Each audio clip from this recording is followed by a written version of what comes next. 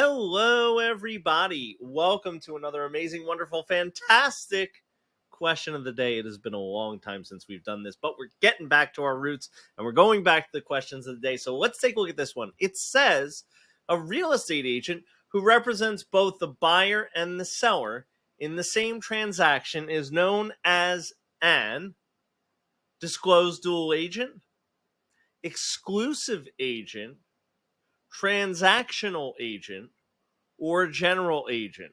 So, if you represent both the buyer and the seller in a transaction, you would be referred to as a disclosed dual agent.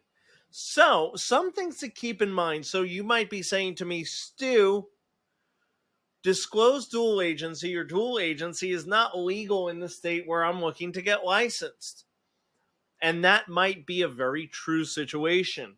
But what I will tell you is this: you do still have to know and be able to identify what dual disclosed agency is, regardless of whether it is legal or illegal in your state.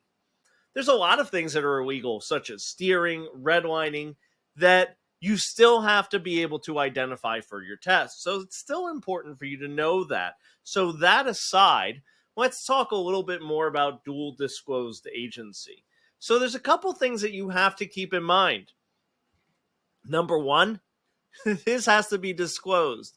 So every party involved in this has to know that you are working, that you're intending to work as a disclosed dual agent, and they have to consent to it. So not only do you need to disclose it, you have to get the written consent of all parties involved. Now, there are two times when dual disclosed agency occurs, and actually it's really technically one time.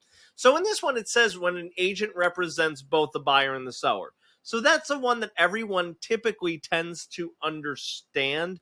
They usually say, yeah, I get that. If an agent, Bob is working for the seller and then a buyer comes in and wants to be represented by Bob, well, what happens is this: it's a situation where basically they could work with both of them as long as there is consent and disclosure. Now, the other time that it occurs is, let's say broker Jim has agent Bob as the listing agent and agent Sally as the buyer's agent. Now, if they both work for broker Jim, although these are two separate people, what happens is that is still considered dual disclosed agency. Still would be considered dual disclosed agency because the agency relationship flows through the broker. Always, always, always, always. So those are the two times that occurs. Key thing to keep in mind is that it must always be disclosed, and you must always have written consent whenever you are entering into dual disclosed agency. So I hope that helped you out. Everyone, have a great one, and I will see you real soon.